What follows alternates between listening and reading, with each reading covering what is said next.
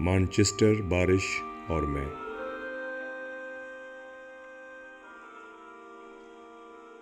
اس دن بھی مانچسٹر کا موسم ابر آلود تھا۔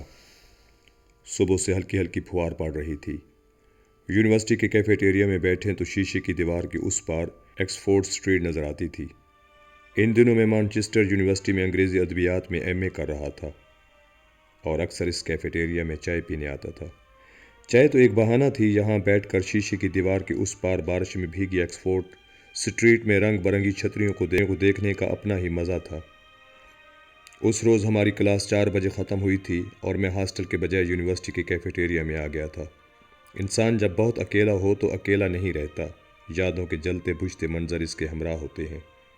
چائے پیتے ہوئے مجھے اپنے شہر کا ریستوران یاد آ گیا، جہاں سر شام دوستوں کی منڈلی جمتی تھی۔ اب وہ شہر، وہ ریستوران، وہ دوست، سب خواب و خیال ہو چکے تھے۔ میں چائے پیتے ہوئے گلاس وال کے دوسری طرف بارش میں بھیگتی ایکسفورڈ اسٹریٹ میں لوگوں کی آمد و رفت دیکھ رہا تھا۔ کیفیٹیریا کے درجہ حرارت کی وجہ سے گلاس وال پر بھاپ نے چیزوں کو دھندلا دیا تھا۔ میں سوچ رہا تھا یہاں سے اٹھ کر ہاسٹل جاؤں یا پروفیسر راج کے گھر۔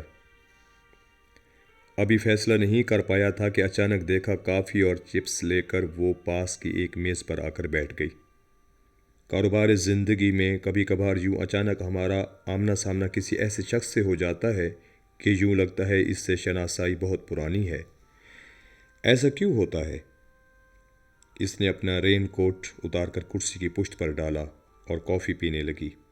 میں نے گھڑی دیکھی، مجھے یہاں بیٹھے آدھا گھنٹہ ہو گیا تھا اور کمرے میں جا کر تھیسس پر کام بھی کرنا تھا۔ اچانک اس نے کرسی سے لٹکا ہوا بیگ اتارا اور اس میں سے ایک کتاب نکالی۔ کتاب کے سرورق کی ایک جھلک سے مجھے پتہ چلا کہ کتاب مہاتما بدھ کی تعلیمات پر ہے۔ اس نے بالوں کو پیشانی سے ہٹایا اور کتاب پڑھنے لگی۔ میرا جی چاہا کہ اس کے پاس جاؤں اور اسے بتاؤں کہ میرا تھیسس بھی مذاہب کی تقابلی جائزے پر ہے، لیکن وہ کتاب میں اس قدر محو تھی، اسے ڈسٹرب کرنا مجھے اچھا نہ لگا۔ اسے دیکھ کر مجھے ٹیکسلا کے قریب جولیاں کے کھنڈرات میں مہاتما بدھ کا آلتی پالتی مارے وہ مجسمہ یاد آ گیا، جس کے چہرے پر شانتی اور سکون تھا۔ زندگی کی گرد نے سب کچھ دھندلا دیا۔ مجسمے میں بھی ٹوٹ پھوٹ ہوئی، لیکن شانتی بھری مسکراہٹ باقی رہی۔ وہ کافی پیتی ہوئی لڑکی بھی ایسی ہی تھی، خاموش، پرسکون اور شانت۔ اس دن ہاسٹل آ کر میں نے کمرے کی کھڑکی سے پردہ ہٹایا۔ باہر وہی بارش میں بھیگتی ایکسفورڈ روڈ تھی۔ میں کھڑکی کے پاس کھڑا ہو گیا اور ہاسٹل کی 5ویں منزل سے سڑک پر آتے جاتے لوگوں کو دیکھتا رہا۔ پھر پردے برابر کیے اور کرسی پر آ کر بیٹھ گیا۔ کونیا میز پر ٹکا کر آنکھیں بند کر لیں، ایک گمشدہ منظر یادوں کے افق سے ابھرنے لگا۔ جب میں ایک گروپ کے ہمراہ ٹیکسلا کے قریب جولیاں کی تاریخی درسگاہ کے کھنڈرات میں گھوم رہا تھا، بوڑھا گائیڈ ہمیں یہاں کی تاریخ کے بارے میں بتا رہا تھا۔ یہ دنیا کی سب سے پہلی یونیورسٹی ہے جو بدھ تعلیمات کے لیے قائم کی گئی۔ گائیڈ نے جولیاں کے کھنڈرات کی طرف جاتے ہوئے کہا، اس سارے خرابے کے وسط میں مہاتما کا مجسمہ ہے، جس کے اطراف چھوٹے چھوٹے کمرے جہاں بدھ مت کے طالب علم بیٹھ کر گیان کی منزلیں طے کیا کرتے تھے۔ یہ گیان کیا ہوتا ہے بابا؟ میں نے بوڑھے گائیڈ کو کریدا۔ گیان توجہ کے ارتکاز کا نام ہے، جس کی منزل شانتی ہے۔ گائیڈ بولا۔ کھنڈرات میں چڑھائی پر چلتے چلتے ہانپنے لگا تھا، پاؤں تھکن سے شل ہو رہے تھے۔ کتنا لمبا سفر ہے شانتی کا؟ میں نے گائیڈ سے پوچھا۔ کبھی ایک قدم اور کبھی پوری زندگانی۔ گائیڈ مسلسل چلتے ہوئے بولا، شانتی کبھی ساری عمر کی جستجو سے ہاتھ نہیں آتی اور کبھی اچانک مل جاتی ہے، یوں بیٹھے بٹھائے خود بخود۔ پھر وہ بہت دن گزر گئے، مجھے وہ نظر نہ آئی۔ ایک دن میں ڈپارٹمنٹ آف فلاسفی گیا۔ دراصل مجھے ایک سیمینار کے سلسلے میں کچھ مواد چاہیے تھا۔ وہاں کی لائبریرین کو میں اپنے سیمینار کا موضوع بتا ہی رہا تھا کہ مجھے وہ شانت لڑکی نظر آئی۔ وہ لائبریری کی میز پر بیٹھی کسی کتاب سے نوٹس لے رہی تھی۔ میرا جی چاہا کہ اس کے پاس جاؤں اور اس سے بہت ساری باتیں کروں، اسے بتاؤں کہ جولیاں کے کھنڈرات کے وسط میں مہاتما بدھ کے مجسمے کی شانت مسکراہٹ اس سے کتنی ملتی جلتی ہے۔ میں یہ سوچ ہی رہا تھا کہ وہ اپنی میز سے اٹھی، نوٹس طے کر کے اپنے بیگ میں رکھے اور آہستہ آہستہ قدم اٹھاتی لائبریری سے باہر چلی گئی۔ میں بھی لائبریری سے باہر نکل آیا۔ وہ کیفیٹیریا کی طرف جا رہی تھی۔ کیفیٹیریا میں بہت بھیڑ تھی، لیکن میری نگاہ نے اسے ڈھونڈ لیا۔ وہ ایک کونے میں بیٹھے کھڑکی سے مانچسٹر میوزیم کی بوسیدہ عمارت دیکھ رہی تھی۔ میں نے کافی کا کپ ٹرے میں رکھا اور مختلف میزوں سے ہوتا ہوا اس تک جا پہنچا۔ وہ ابھی تک شیشے کی دیوار کے باہر کے منظر میں کھوئی ہوئی تھی۔ میں ایکسکیوز می کہہ کر میز کی دوسری طرف کرسی پر بیٹھ گیا۔ بہت دیر بعد اس کی سوچ اس کی نگاہوں کو واپس لائی تو اس نے مجھے دیکھا۔ آج ہوا خاصی سرد ہے، میں نے کہا۔ ہاں، جب مانچسٹر میں شمالی جھکڑ چلتے ہیں تو ہوا یوں کاٹدار ہوتی ہے۔ اس کے بعد خاموشی کا مختصر وقفہ۔ آپ کتنے عرصے سے یہاں رہ رہی ہیں؟ میرے خیال میں 2 سال تو ہو ہی گئے ہیں۔ آپ یہاں پڑھنے آئے ہیں؟ اب اس کے پوچھنے کی باری تھی۔ ہاں، پچھلے سال آیا تھا، ستمبر میں واپسی ہے، میں نے کہا۔ کس ملک سے تعلق ہے آپ کا؟ اس نے پوچھا۔ پاکستان، میں نے کہا۔ پاکستان؟ اس کی آنکھوں میں جیسے روشنی سی پھیل گئی۔ میرا تعلق بھی پاکستان سے ہے۔ آپ یونیورسٹی میں پڑھ رہی ہیں؟ میں نے پوچھا۔ پہلے تو صرف جاب کر رہی تھی، اب جاب کے ساتھ ساتھ سوچا ہے کہ کچھ پڑھ لوں۔ صبح پڑھائی اور شام کو مارکس اینڈ سپینسر میں نوکری کرتی ہوں۔ آئی ایم سوری، میں نے آپ کا نام تو پوچھا ہی نہیں، میں نے جھجکتے ہوئے کہا۔ مجھے سعدیہ کہتے ہیں۔ اس کی آنکھوں کی پرسکون جھیلوں میں بھنور پڑنے لگے۔ دراصل میں بہت دنوں سے چاہ رہا تھا کہ آپ سے گفتگو ہو، میں نے کہا۔ اس نے حیران ہوتے ہوئے کہا، مجھ سے؟ مگر کیوں؟ آپ کو یاد ہے ایک بار آپ کیفیٹیریا میں بدھ کی تعلیمات پر کتاب پڑھ رہی تھی؟ دراصل میرا تھیسس بھی۔ اوہو، اس نے بات کاٹتے ہوئے کہا کہ وہ تو یوں ہی وقت گزاری کے لیے پڑھ رہی تھی۔ ویسے تو مجھے تصوف سے دلچسپی ہے اور بدھ مت بھی تو تصوف کی ایک مختلف شکل ہے۔ اس نے گھڑی دیکھی اور پھر بولی، سوری، مجھے اب کام پر جانا ہے، آپ کبھی گھر آئیں۔ میں ومسلو ورتھ پارک کے عقب میں رہتی ہوں، فلیٹ کا نمبر J49 ہے۔ میں سر ہلا کر رہ گیا اور اسے کیفیٹیریا کے دروازے سے نکل کر دور تک سڑک پر جاتے ہوئے دیکھ رہا تھا، اور پھر کتابیں اٹھا کر لائبریری چلا گیا جہاں مجھے اپنے تھیسس پر کام کرنا تھا۔ سعدیہ سے ملاقات کو کئی دن گزر گئے۔ ایک شام میں یونیورسٹی کے ہاسٹل کے کمرے میں بیٹھا تھا۔ کھڑکی سے باہر تواتر سے بارش برس رہی تھی اور خوشنما چھتریوں کے رنگ ہر طرف بکھر رہے تھے۔ میرے دل میں شدت سے خواہش پیدا ہوئی کہ میں بھی کمرے سے نکل کر ایکسفورڈ اسٹریٹ پر اس بھیگتے ہوئے منظر کا حصہ بن جاؤں۔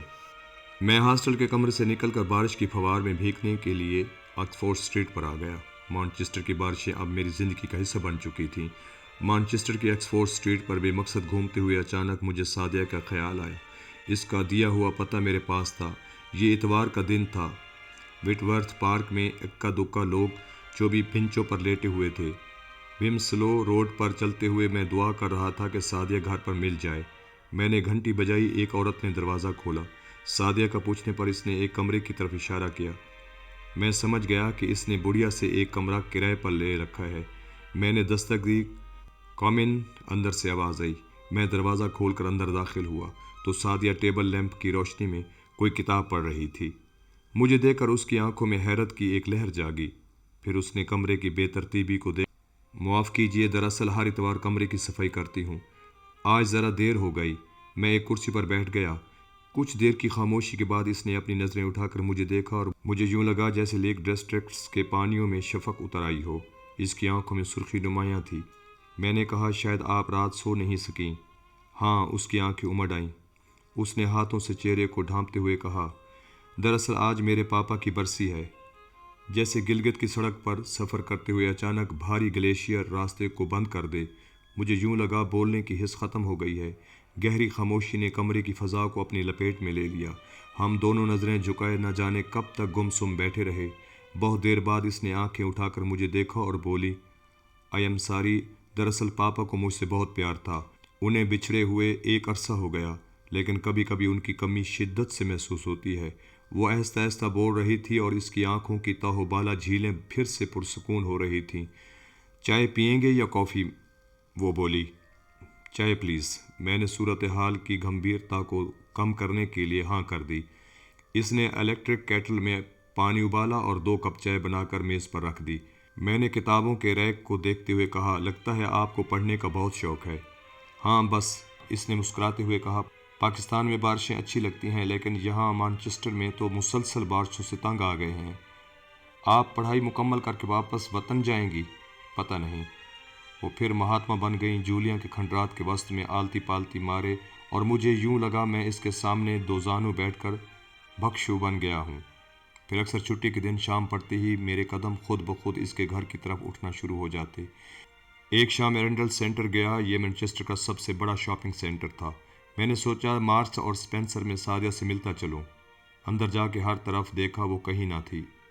ایک کاؤنٹر سے پوچھا تو پتہ چلا کہ وہ یہاں سے 1 مہینہ پہلے استفادے کر چلی گئی ہے۔ اس روز میں خاص طور پر اس کے گھر گیا، لیکن اسے دیکھ کر جانے کیوں میں بھول جاتا تھا۔ پھر بھی میں نے اس سے پوچھ ہی لیا، تم نے مجھے اپنے ریزائنیشن کے بارے میں بتایا کیوں نہیں؟ میری شکایت سن کر اس کی آنکھوں میں ہنسی کے ہلکورے لیے۔ اف، تو آپ اس بات سے ناراض ہیں؟ وہاں سے نوکری چھوڑی کہیں اور کر لی، بس اتنی سی بات ہے۔ چھوڑنے کی کوئی وجہ تو ہوگی؟ وجہ؟ اس کے ہونٹوں پر مسکراہٹ جاگی۔ ہمارا اصل باس 3 مہینے کی چھٹی پر چلا گیا ہے۔ اس کی جگہ ایک خاتون باس تھیں، بس ان سے مزاج کی مطابقت نہیں ہو رہی تھی۔ میں خاموش ہو گیا۔ وہ واقعاً گہرے پانیوں کی مانند تھی، سطح پر خاموشی اور پرسکون اور تہ میں موجوں کا الٹ پھیر۔ اچھا چلے چھوڑیں، اپنے تھیسس کا بتائیں، مکمل ہو گیا کہ نہیں؟ ہاں، میں نے اداس لہجے میں کہا۔ تو کیا آپ کو خوشی نہیں ہو رہی؟ آپ تو اپنوں کے پاس جا رہے ہیں، وہ حیران ہو کر بولی۔ ہے تو، پر میرے لفظ ٹوٹ رہے تھے۔ اس دن میں چائے کے بغیر واپس آ گیا۔ اگلے ہفتے مصروف گزرے، سارا سامان پیک کرنا تھا۔ جانے سے 1 ہفتہ پہلے میں نے سوچا سعدیہ سے مل لوں۔ شام کو اس کے گھر گیا تو پتہ چلا کہ وہ کچھ دنوں کے لیے لندن چلی گئی ہے۔ مجھے یوں لگا جیسے کوئی دلچسپ کہانی پڑھتے پڑھتے اس کا آخری صفحہ کہیں کھو گیا ہے۔ میں نے اس کے دروازے پر لگی لیو یور میسج کی لسٹ پر لکھا، ہو سکتا ہے یہ پیغام تمہیں اس وقت ملے جب یہاں سے جا چکا ہوں۔ میں پاکستان جانے سے پہلے تمہیں ملنے آیا تھا۔ اتوار کی شام مانچسٹر سے لندن جاؤں گا۔ اگلے روز ہیتھرو سے ڈائریکٹ فلائٹ ہے۔ اب مانچسٹر کے پکاڈلی ریلوے اسٹیشن پر ٹیکسی سے اترتے ہوئے میں سوچ رہا تھا اسٹیشن سے ایک بار پھر ٹیلی فون کر کے سعدیہ کا پتہ کر لوں، شاید وہ لندن سے واپس آ گئی ہو۔ ٹرین نے پلیٹ نمبر 2 سے جانا تھا جو گراؤنڈ فلور پر تھا۔ میں نے سامان رکھا، سعدیہ کا نمبر ڈائل کرنے پر کسی نے ریسیور نہیں اٹھایا۔ میں مایوس ہو کر ٹرین کی طرف جا رہا تھا کہ نظر سیڑھیوں کے اوپر پلیٹ فارم نمبر 13 پر پڑی جہاں لندن سے آنے والی ٹرین آ کر رکی تھی۔ میں نے دیکھا سعدیہ اپنے بریف کیس کے ساتھ ایک بینچ پر بیٹھی تھی، شاید وہ ابھی ٹرین سے اتری تھی۔ اچانک اس کی نظر مجھ پر پڑی، وہی شانتی بھری مسکراہٹ۔ ٹرین چلنے میں اب 2 منٹ باقی تھے۔ سیڑھیوں سے پلیٹ فارم نمبر 13 کا فاصلہ صدیوں پر پھیل گیا تھا۔ مجھے یوں لگا میں جولیا کے کھنڈرات میں چڑھائی پر چلتے چلتے ہانپنے لگا ہوں، پاؤں تھکن سے شل ہو رہے ہیں۔ کتنا لمبا سفر ہے شانتی کا؟ میں نے جولیا کے کھنڈرات میں بلندی پر چلتے ہوئے گائیڈ سے پوچھا تھا۔ اس نے مڑ کر اپنی تیز چمکتی آنکھوں سے مجھے دیکھا تھا اور آسان سے کہا تھا، کبھی 1 قدم اور کبھی ساری زندگانی۔